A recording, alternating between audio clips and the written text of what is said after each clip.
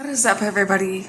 Piscean here. Did you know that astrology can tell you how, when, what type of vehicle you're going to get in this lifetime? Without further ado, ladies and gentlemen, I'm going to demonstrate here today with you, at the beginning of this video, how astrology does this for me specifically. And it can do it for you too if you just know your natal placements. And to do that, you need to know the accurate time of birth. You need to know the exact place you were born. You need to know the exact day and year you were born. With peace and love, please subscribe, like, comment, share if you dare and care. And without further ado, let's get started on the soul of your vehicle. Here's what the birth chart demands, in my opinion. Excuse me, in my situation, not my opinion, for me specifically, just to demonstrate.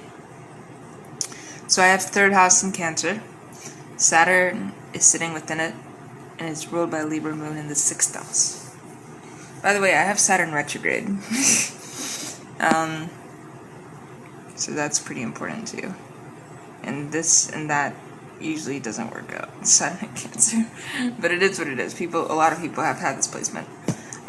Your third house of local travel, communication, and vehicles opens its door at 9 degrees 19 Cancer. So immediately, your car is not just a machine, it's a mothering presence, a shell that needs to feel safe, nourishing, and protective. It should smell like home, think comfortable seats, a gentle ride, and a sense of emotional holding. So this isn't a stripped-down race car, it's a sanctuary on wheels. And we also see Saturn's retrograde, right, at 20 degrees 53 Cancer. It's planted firmly in that third house, so Saturn in the vehicle sector always means the first car comes with a bit of weight. It arrives a little later than for your peers. It requires more effort to manifest, and very likely is used. There's wisdom here.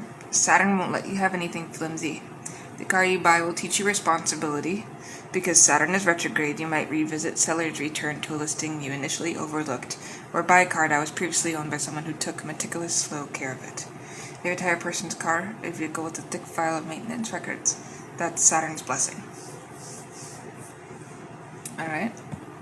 And we see Saturn's ruler, the moon, is in Libra at 6 degrees 14 in the 6th house of daily routine. So the moon forms a tricky square to Mars and Capricorn in the 9th house and an uplifting trine to Neptune in the 10th house. This says that the car must seamlessly integrate into one's everyday work or health schedule, the 6th house, but the emotions, moon, may drive them to act impulsively. Mars square out of a desire for freedom and long-distance adventure, the 9th house. So the individual could see a car and fall in love with the fantasy of road trips, of escaping into the horizon, and they'll want to sign right then. The Neptune trine makes that fantasy utterly beautiful and utterly dangerous. It can blind them to rust, to a failing transmission, to a seller's polished lies. The third house moon, ruler in Libra, truly wants a car that is balanced, aesthetically pleasing, maybe with a sleek design, a pleasing color palette, a clean interior, and it will serve the daily drudgery with grace if they choose wisely. Let's say the individual has Mercury and Pisces trine Saturn. Alright? So the second house of money is Gemini for Taurus rising. Cusp is at 19 degrees 23, ruled by Mercury and Pisces at 18 degrees 31 in the 11th house. Mercury is trining that third house Saturn's in, exactly, at 2 degrees 22, applying. So this is the secret weapon here. The mind, as dreamy as it can be, has a direct, harmonious line to structured, cautious Saturn in the very house of automobiles. When the individual puts their imagination to work, researching VIN histories, comparing Carfax reports, reading owners' forums, and watching mechanical inspection videos, the intuition, which is Mercury and Pisces, will land on the hard facts, Saturn with surgical precision. They have the capacity to become an expert on the exact make and model needed. Trusting the research, numbers, cold data, the trine makes it natural. So the square from Mercury to Pluto in the 8th house of shared resources will add the intensity. The individual may need a small loan or financing, and that process will feel like a power struggle. The individual will have to advocate for themselves fiercely. But having Pluto and Sagittarius, the truth seeker, and Fortune exactly conjunct Pluto, some form of other people's money, a credit union loan, a family gift framed as an early inheritance, a ridiculously good financing deal is destined to play a role, but what must be read is every line of the contract. Alright. Taurus rising. algal at the gate and the safety mandate. Let's just say, for example, you were born with the ascendant at 23 degrees 55 Taurus. So Taurus rising makes you a lover of quality, of things that endure, of sensory pleasure. The fixed star algal sits at 26 degrees 14 Taurus, a mere 2 degrees 19 from your ascendant. So algal is a severed head of Medusa, a star that carries an ancient reputation for danger and intensity. I'm not here to frighten you, I'm here to tell you that this star demands you to become an absolute zealot about safety. In a vehicle, this means you cannot skip the pre-purchase inspection by a trusted mechanic. You will check the crash test ratings, the airbag recalls, the brake history. Your car must have excellent safety features. Algal on the ascendant also gives you a fierce presence. You'll need it to stare down a pushy salesperson without blinking, and when you drive, you must be the one in control, never under the influence. Always respecting the machine's power. If you honor algal's demand for vigilance, it protects you. And a lot of people say, oh, this star is evil, malefic. It doesn't have to be like that. It all depends on some other things that are aspecting the gift of Sirius in the shining third house. So we look at the fixed stars here inside the third house. For example, Sirius, the brightest star in our night sky, sits at 14 degrees 09 Cancer, joined by Canopus at 15 degrees 03. These are magnificent, fortunate stars for travel. Sirius, on its third cusp, promises that the vehicle, once obtained, will become a beacon. It might be the car that gets you to a life-changing job, that carries you safely through a storm, that becomes your lucky charm. Canopus adds a wise, road-tested quality. There's an old saying that a car bought under Sirius will shine for its owner and rarely leave you stranded. And this offsets the heavy Saturnian delay. The wait is worth it because the car is destined to be a faithful companion. And then transit specifically for when, or we'll just say late May, just for examples here. So this is actually wrong. Holy shit. I'm not gonna go over that. So yeah, that was just an example of how astrology can help you with that right there. Now, using another natal chart, I want to teach you even more things with astrology. So, before we speak of like the actual angles, we must first understand the planets themselves. So, for an aspect is simply a relationship between two planetary intelligences. Traditional astrology classifies the visible bodies into two camps. We have our natural benefics, Jupiter and Venus, okay? They bring ease, abundance, harmony, protection, and pleasure. They do not always manifest as good in the modern sense. Too much Jupiter can inflate pride. Too much Venus can breed laziness or indulgence, but their essential nature is expansive and cohesive. Natural malefics, Saturn and Mars. Saturn constricts, delays, denies, and teaches to hardship. Mars cuts, inflames, separates, and drives conflict. Again, these are not quote-unquote evil. A well-placed Saturn gives integrity, endurance, and mastery. A well-placed Mars gives courage, initiative, and the strength to defend what is sacred. But their native expression without mitigation is challenging. So Mercury is neutral, taking on the color of whatever planet he touches. Sun and Moon are considered moderately benefic, though the Sun can burn and the Moon reflects the fluctuating tides of fortune. The outer planets, Uranus, Neptune, and Pluto, were unknown to the ancients, but modern practice treats Uranus as a higher octave of Mercury, Mars, sudden disruptive, Neptune as a higher Venus, Jupiter, dissolving, transcendent, and Pluto as a higher Mars, Saturn, transformative, destructive. So their aspects lean malefic or benefic, depending on the nature of the contact. Now I want to talk about aspect definitions, which I've talked about basics before, but an aspect is a specific angular relationship between 2 points measured in degrees along the ecliptic. Some angles create a flow of sympathetic resonance, others create friction and dynamic growth. The traditional nomenclature, the benefic easy aspects. The trine, which is 120 degrees. So trine's the most harmonious. Planets in the same element support each other effortlessly, bringing talent, luck, and grace flow without obstruction. Sextile, which is 60 degrees, is a supportive but weaker link requiring activation, so it's an opportunity, a door that must be opened by conscious effort. And then we have the malefic aspects, or hard aspects, which is our opposition, 180 degrees. A tug of war, planets face each other across the zodiac, demanding balance and integration, often manifests as external conflict or projection. Square is 90 degrees, internal friction, tension, and struggle. Squares compel action and growth through discomfort, and they are the sharpening stone of the soul. Then we look and we see the ambiguous, neutral, powerful aspects like the conjunction, 0 degrees, the most potent. Two planets fuse their energies. Whether it acts as benefic or malefic depends entirely on the planets involved. While a Venus-Jupiter conjunction can be pure sweetness, a Mars-Saturn conjunction can feel like hitting a wall repeatedly until you build a fortress. Modern astrology sometimes calls the sextile and trine soft and the square and opposition hard. We shall retain the classical language, for it reminds us that these configurations have intrinsic flavors, not merely psychological labels.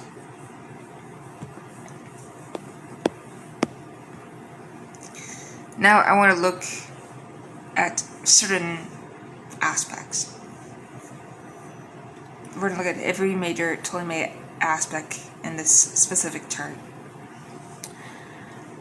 Naming its nature, benefic, malefic, or mixed, and provide a brief interpretive key to show how these principles work in a real living chart. These are the glittering conjunctions. So, for example, Sun conjunct Venus is absolutely benefic, an orb of 8 degrees 06 applying, because the Sun is the giver of life, and it meets the lesser benefic, which is Venus, and her exaltation sign of Pisces.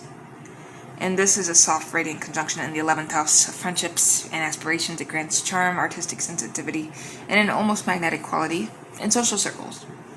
The native attracts goodwill and support through sheer graciousness. Even with the wider orb, the proximity of Venus to the Sun, she is not combust, being just over 8 degrees away. And in her exaltation, she can withstand the rays. Promises a life warmed by beauty. Sun conjunct Uranus, right? I would say it's mixed because it's an orb of 1 degrees 18. It's separating, leaning malefic in effect, but liberating Uranus is a disruptive electric force. This tight conjunction in Pisces electrifies the Sun's vitality. The native is unconventional, intuitive, possibly rebellious. The beneficence of the Sun is altered. They shine through flashes of genius, yet may experience sudden shifts in identity or friendships that feel destabilizing. Not malefic in a classical sense, but it injects unpredictability into the Sun's self-expression. We have Venus conjunct Uranus, an orb of 6 degrees 47 applying. It's a mixed aspect here, flavored by Venus, the lesser benefic. It embraces Uranus. This aspect bestows unusual taste in art and love, attracting exciting but erratic partners, and financial blooms that come and go like lightning. The Venusian grace softens Uranus' shocks. It is more liberating than wounding, but stability in relationships is not guaranteed all the time, right? Ascendant sextile Saturn, an orb of 3 degrees 02 separating a mitigated benefic. The ascendant is in Taurus and it trines Chiron, but first we note the sextile Saturn in Cancer. Saturn, which is a natural malefic, makes a supportive angle to the ascendant. It's a classic signature of a reliable, composed presence. The native wears an aura of maturity. The malefic is tamed, so Saturn here grants endurance, not cruelty. It is a slow-building blessing. Midheaven conjunction Chiron. An orb of 0 degrees 47 is supplying. It is mixed, and I would say it's deeply instructive. So the midheaven at 29 degrees Capricorn meets Chiron, the wounded healer. And this is not an aspect between planets, but a sensitive point. It places a native's public life and career directly in the field of a primal wound, but also the ability to teach and heal through that wound. It is neither purely benefic nor malefic. It is a destiny of transformative service.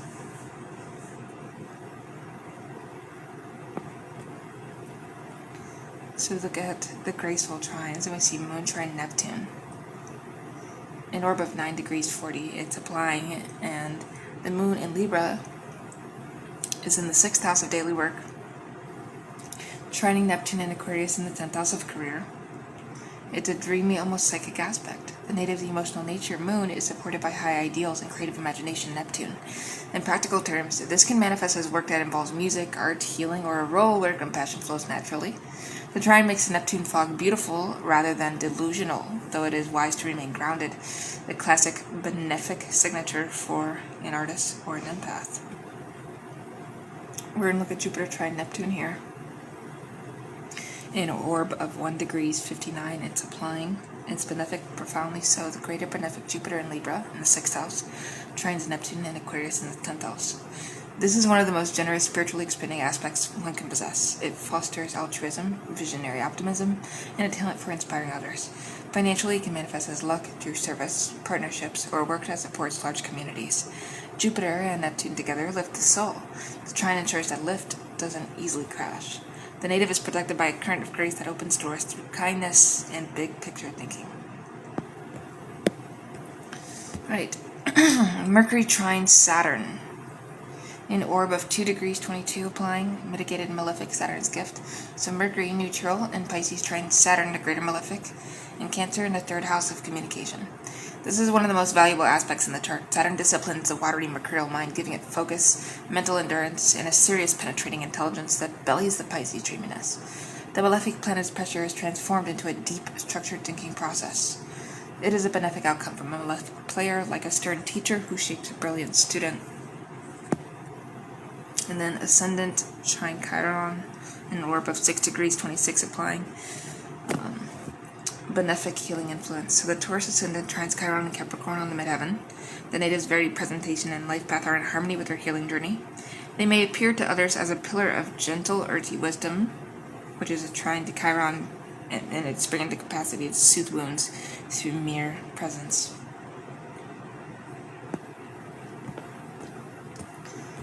There are some awkward sextiles, but they could be benefic if they're activated properly. So, Ascendant sextile Lilith. And that is the primary cause of all my fucking trauma with my family. Orb 0 degrees of 47, separating, ambiguous.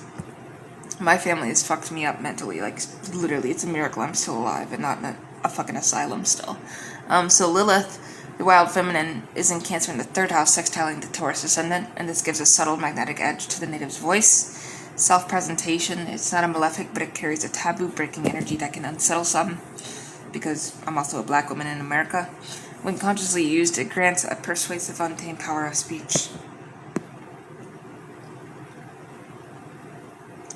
Vertex sextile Pluto, orb 0 degrees of 14, applying, fated encounter. So the vertex is in Libra in the 6th, sextiling Pluto and Sag in the 8th, points to karmic meetings that transform the native's work in daily life. Pluto, which is a higher malefic, is softened by the sextile's opportunity. Transformative partnerships don't have to be dramatic, but rather deeply empowering. We're going to look at a few more. So the fire of squares, malefic dynamic. Moon square Mars. An orb of 7 degrees 52, applying, and it's malefic. The moon in Libra squares Mars and Capricorn. How is that malefic? What's wrong with that picture? Well, this is a classic emotional irritant.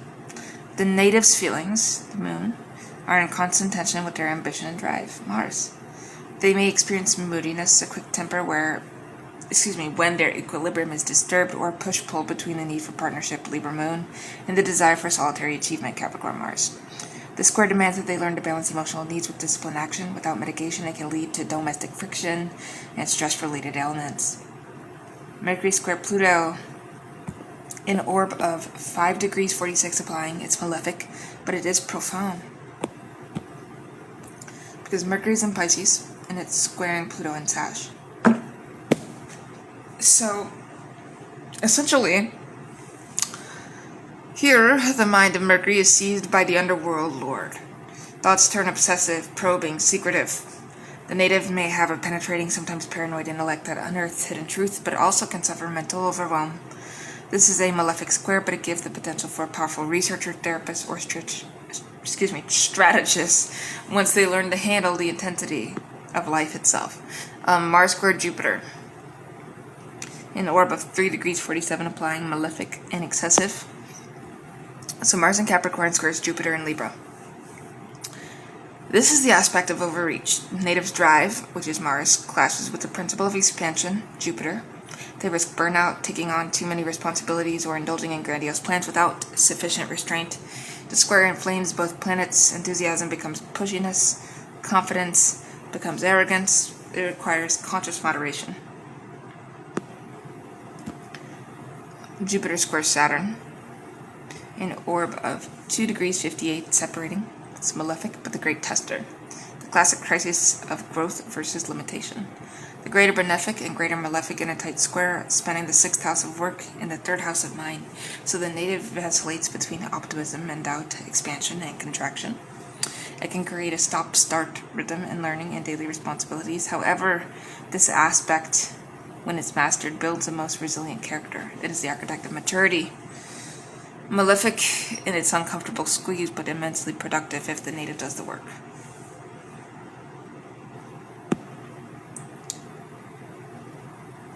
Ascendant square Venus. Orb of 6 degrees 06, applying malefic social friction. So Taurus ascendant squares Venus in Pisces, which is odd because Venus rules the ascendant, and they are in mutually receptive signs. By modern reckoning, Venus in Taurus is exaltation sign, but ascendant is Taurus, Venus in Pisces. What the hell? Sorry. It can manifest as discomfort with one's own beauty or worth, essentially. And this is, I would say it already has manifested as this at the age of 19, when I agreed to get on hormones and ruin my life. My throat is fucked up. It sounds like, I experienced transvestitism, and my hair's been falling out. Like, I have certain things going on that would have never happened without this gender narrative stuff, this bullcrap. So, a sense that expressing Venusian qualities invites conflict. The native may feel they must earn the right to pleasure, creating inner tension until they fully accept their own value. It's a malefic angle between two benefic leaning points. Alright, midheaven square Rahu, which is an orb of 4 degrees 15, separating its malefic path of destiny tension. So the midheaven in Capricorn squares Rahu in Aries in the 12th house. It's a conflict between the career, public image, and the soul's evolutionary direction. The native may feel pulled away from conventional success toward a more solitary, courageous inner calling. The square requires sacrifice of ego for soul growth. And Fortune square Mercury, an orb of 3 degrees 30, separating, slight malefic. So the lot of Fortune and Sag squares Mercury in Pisces. Fortune's material manifestation is at odds with the native's dreamy communication style. It warns that spoken words may inadvertently sabotage luck if not grounded. And now let's look at the polarizing oppositions here. Mars opposition Saturn. An orb of 6 degrees 46 is applying the strongest malefic axes. So, Mars in Capricorn, it opposes Saturn in Cancer across the 9th, 3rd house axes. So, this is the archetype of the frustrated warrior. Mars wants to run, to achieve, to conquer. Saturn says, not yet, you're not ready. The structure isn't safe. While the opposition externalizes as authority figures blocking one's path, my family, or as a deep internal voice of criticism, thanks to my mom, dad, brother, and sister. It can manifest as physical exhaustion or issues with the musculoskeletal system, thanks to testosterone. This is a lifelong taming of the impulse, and it builds formidable self-discipline if the native learns to align the two instead of letting them tear at each other. Guys, I'm going to look into euthanasia. Like, I really want to get euthanized. I can't be alive this long. I really don't want to be. That's why I smoke cigarettes and drink. I really don't like it here. I have Taurus rising conjunct Algol, Pisces stellium in the 11th house. Just get me the fuck out of here already. Vertex opposition Rahu, orb of 1 degree 16, applying Fated encounters against soul paths, so the vertex in Libra opposes Rahu and Aries. Fated meetings, vertex may seem to pull the native away from their independent Aries mission, or significant relationships become the crucible through which they find that independence. So it is not malefic per se, but it creates a push-pull in the fate landscape. Now let's look at a synthesis table for the student, where we're going to go over the aspect type, traditional ruling, as well as the effect in the chart. So for example, like Sun-Venus conjunction, that right there does benefic charm, social grace, and artistic love. But Sun-Uranus conjunction is mixed and modern. It's unpredictable brilliance, identity shifts. Venus-Uranus conjunction is mixed. It's exciting but erratic loves and finances. Moon-Neptune trine is benefic, emotional idealism, career via compassion. Jupiter-Neptune trine is very benefic. It's great spiritual luck, service-oriented abundance. Mercury-Saturn trine is very benefic, mitigated malefic though, discipline, deep mind, clear thinking despite Pisces. Ascendant Saturn sextile benefic, mitigated, enduring, mature bearing. Moon-Mars square malefic, it's emotional irritability, work-life tension. Mercury-Pluto square is malefic, profound, obsessive mind, potential for research genius. Mars-Jupiter square malefic is overenthusiasm, burnout risk.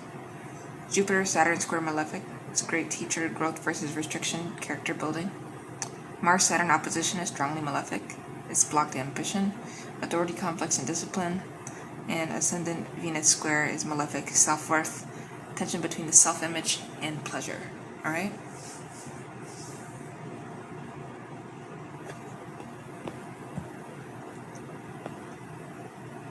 So you need to remember that no aspect acts in isolation.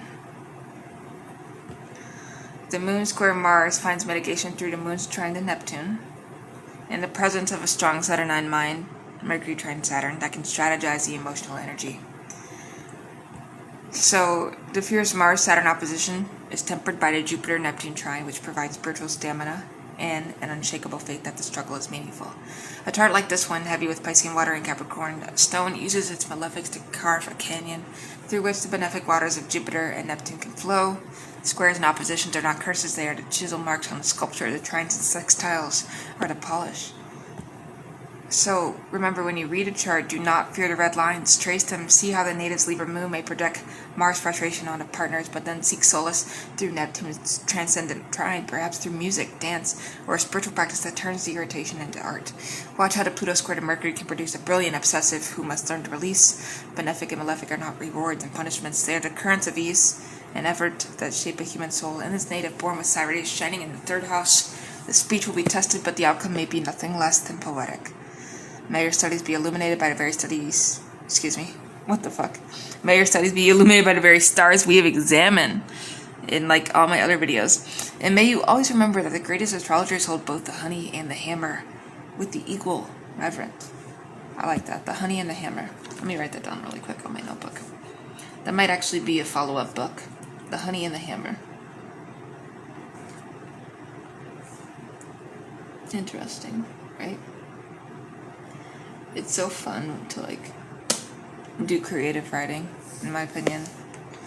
I've been doing it since I was in fucking middle school. So now I'm just gonna, let me see here.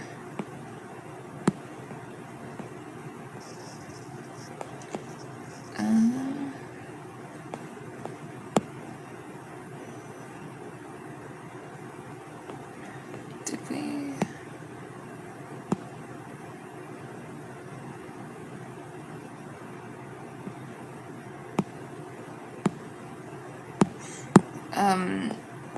I was gonna go over, like, composite charts.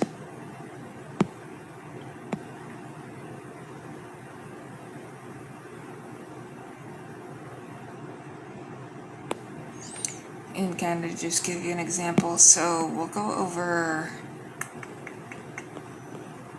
part 3 of this.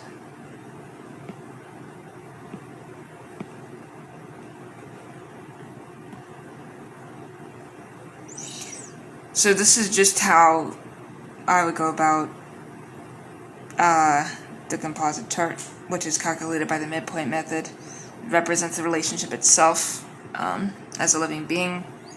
With the ideal synastry described, the composite becomes a blueprint of shared purpose.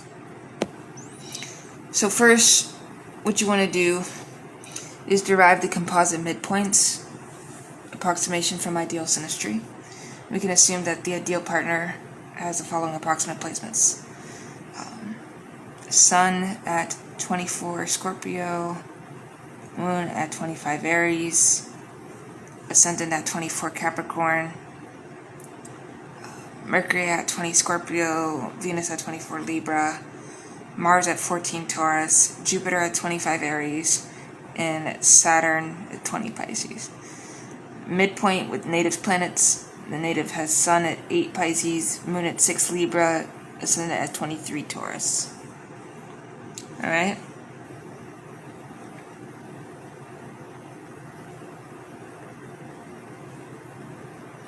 Mercury at 18 Pisces, Venus at 0 Pisces, Mars at 14 Capricorn, Jupiter at 17 Libra, Saturn at 20 Cancer, and we would technically go on if we really wanted to.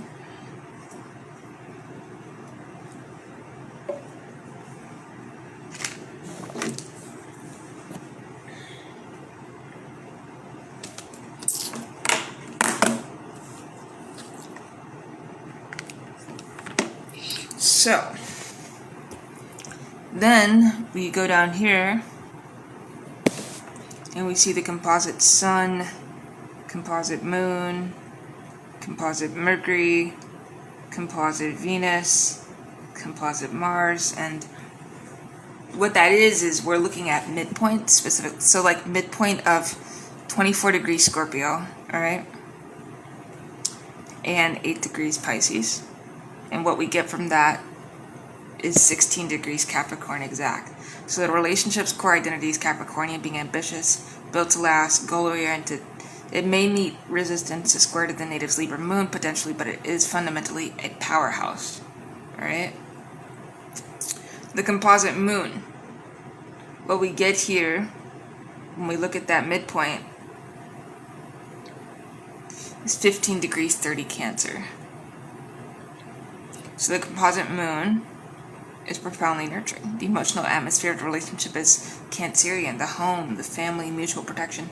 Trines the native's Pisces Sun and the partner Scorpio Sun, and is likely the most tender point in the composite. We look at the composite Mercury and get 19 degrees Capricorn. Communication is serious, structured, and practical. They make plans, build businesses, and discuss long-term strategies. Composite Venus.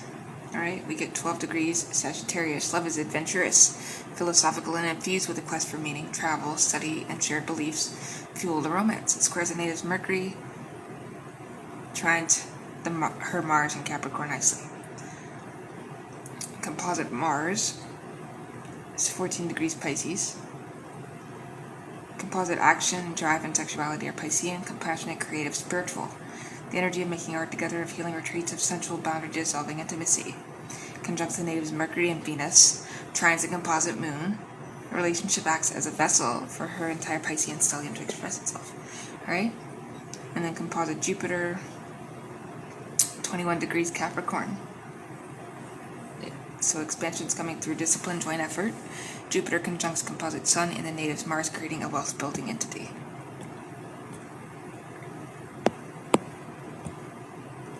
And then we'd also look at the composite Saturn, which is 20 degrees Taurus, trines the native's Mars and Saturn, sextiles or Pisces Sun. So stability is sensory. Being shared finances, a home with a garden, physical touch, as a grounding ritual, ensures the relationship does not float away on Piscean fantasy. Alright, step 2 is the composite chart's houses. Approximate. So if we set the composite chart for a location where they live, the ascendant would be derived from the midpoint of their birth times and places.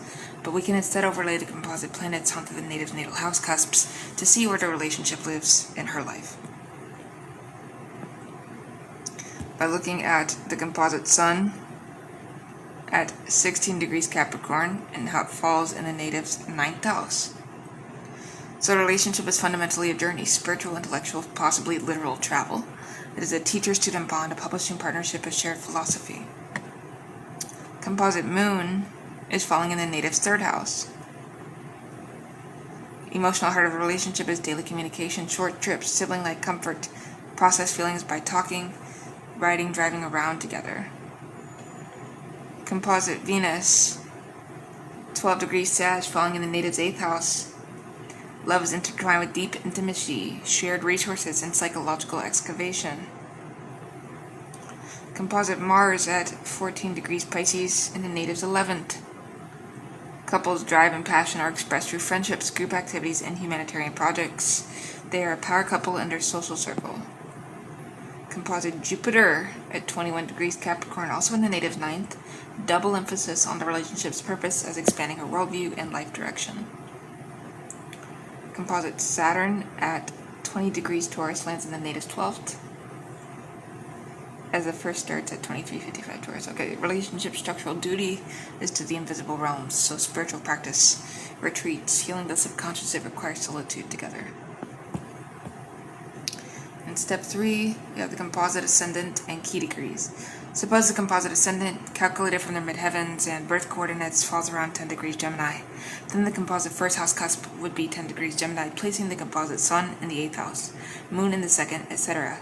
But without exact data, we note the principles. The ideal composite ascendant should make harmonious aspects to both natals. In practice, the astrologer calculates the actual composite chart. And I didn't finish this, but we'll just say this: the composite karmic signature. Composite node, midpoint of both nodal axis, will likely fall around the Aquarius-Leo axis given both natals. So that native node, 25 degrees Aries partner node, will be safe. Partner has similar age, also around Aries Libra axes. Alright.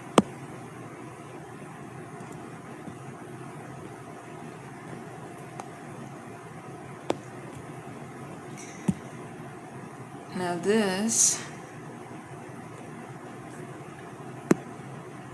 is the Academy of Cosmic Computation, a proposal for the definitive advanced astrology digital platform. I think we're going to give this its own video. And yeah, I'll see you there with peace and love. Piscean out.